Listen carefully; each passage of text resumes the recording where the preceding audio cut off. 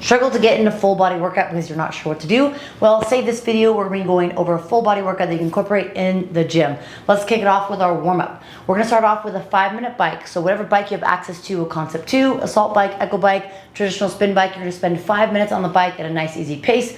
Once you come off of that bike, we're then going to do some mobility. For mobility, we're going to focus on some lower body since we have a lower body superset. So the first exercise is going to be a lizard stretch. You're going to have your left leg out in front of you, ankle underneath your knee, back leg is extended nice and long. If you feel comfortable, you can come to the floor. If not, stay elevated on your hands and your thigh.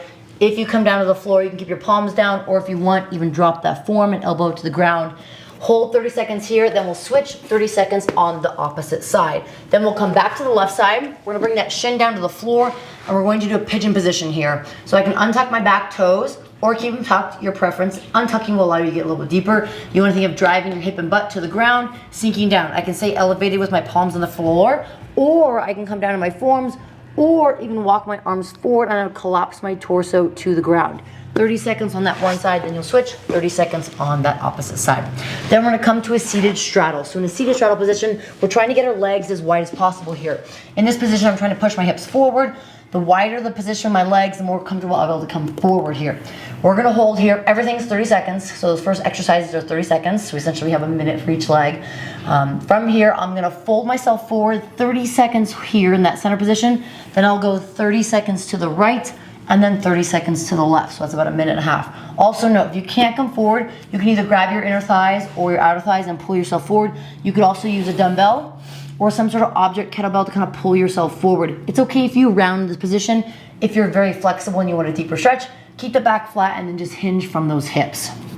And then from there, we're gonna come into a butterfly position. Soles of the feet together, and I'm gonna create almost like a diamond with my legs. I'm gonna grab my ankles or grab my toes, and I'm slowly pull myself forward, getting into this position here. The focus is to open up those hip flexors a little bit.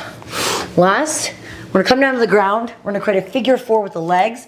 I can either stay here for the 30 seconds, pushing my thigh away, or I can lift my right leg, grab my ankle and foot, or interlock my hands at the base of the hamstring, hold here for 30 seconds. Then we'll switch, and we'll do another figure 4 on the opposite side. The goal and the intention here is to hold that stretch as you are kind of resting, we'll say resting in this position. If I'm here, you want to think of driving that knee out. Remember, you can always modify to this position as well. That is one round. You're gonna complete a total of 2 rounds.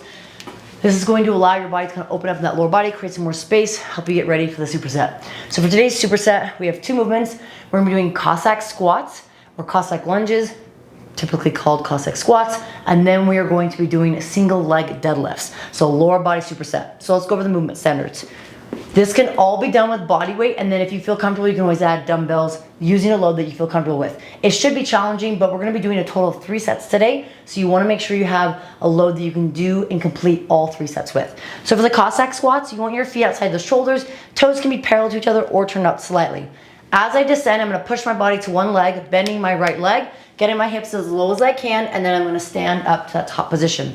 As I perform this repetition, I wanna think of getting my hip crease, if I can, below the top of my thigh. If not, then I may just get my hips to the top of my thigh, and then I may stand.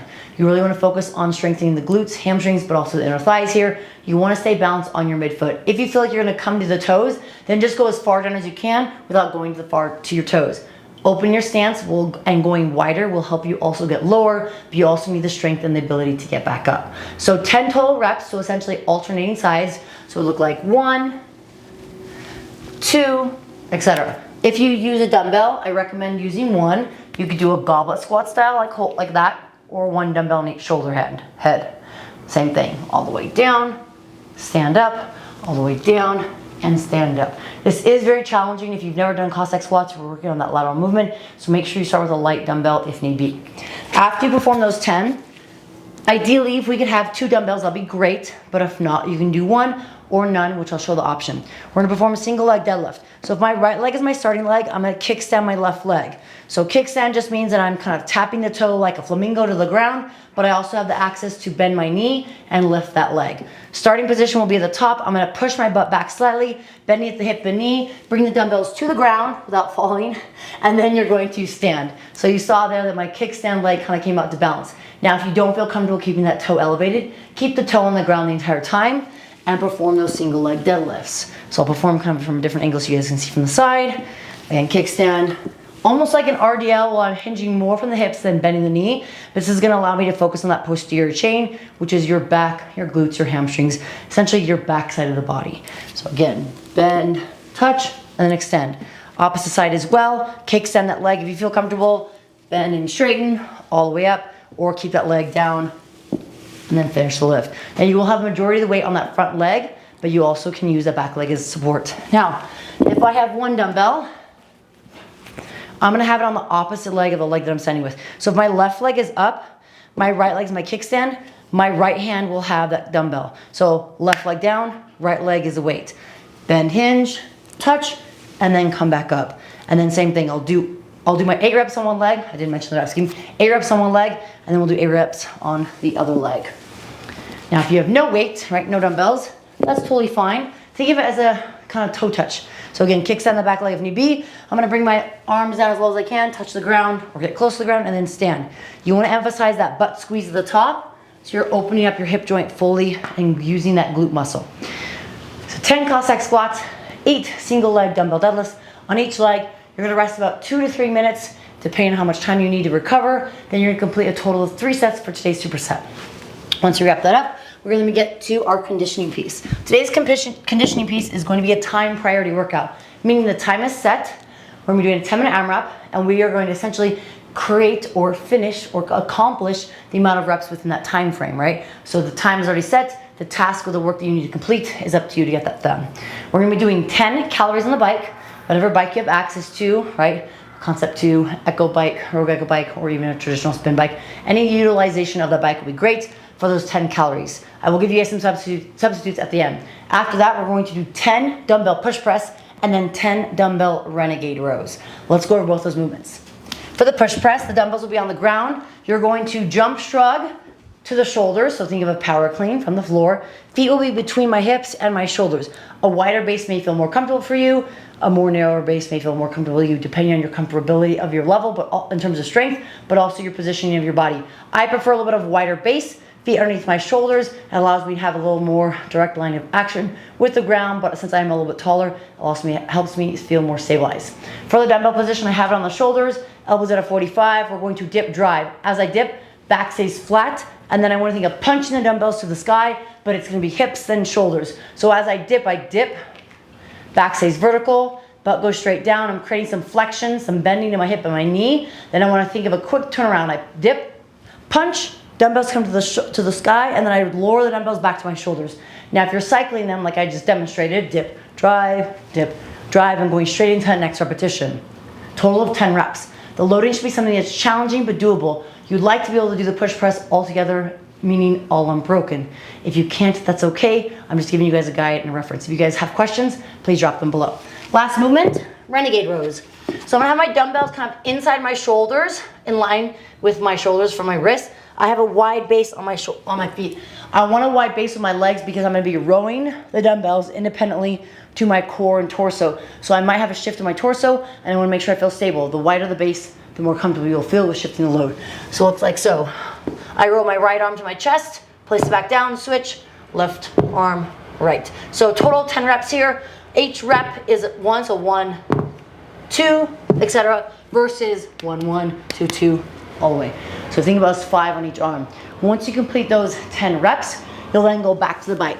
So an AMRAP just means as many rounds and reps as possible. 10 calories on the bike, 10 dumbbell push press, 10 dumbbell renegade rows, and continue on, so on and so forth. Once you wrap that up, we'll do accessory work. Accessory work is going to be a 30-second side plank on one arm, 30-second side plank on the other arm, and then 20 glute bridges, body weights. You'll rest as needed and you complete 2 rounds. Remember, I said in a previous video that you can check out core is not just your front side, but also your back side. So that's, again, also the obliques that wrap around. So side plank, I'll have my elbow underneath my shoulder, palm or wrist, palm. You can kind of press into the ground, wrist, you can press the side of your fist into the ground. In that side plank, if my feet are behind me, I bend in my knees, bring my feet behind me, and I'm gonna lift my hips up. So knees, hips, and shoulders. Arm can be up or by your side. 30 seconds. Then we'll rotate. I'll switch so you guys can see.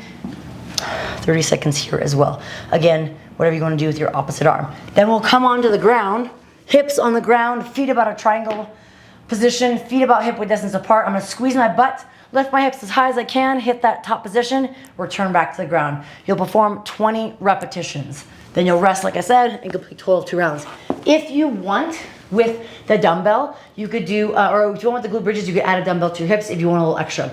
Now, quick modification for the workout that I said I was gonna mention. If you don't have a bike to ride, then you can utilize a rower, or you could even go for a run if you wanna run. If you're gonna run or row, 10 calories on the rower and a 200-meter run, that could be on a treadmill. If for whatever reason you're not able to do any of those implements, then either you could cut that entire component out, or you could add in burpees. I know, everyone's favorite. So those are modifications for that workout for today. Oh, excuse me, no burpees. Take out the burpees.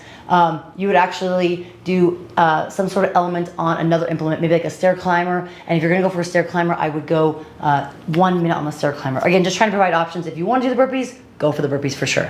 All right, if you guys have any questions, please feel free to drop them below. If you find this helpful and beneficial, share with others. If you want more full workouts like this, or if you just want specific elements of a workout like mobility, or a workout or a superset, please share with me so I can incorporate that into my videos, as I love to hear back from the community.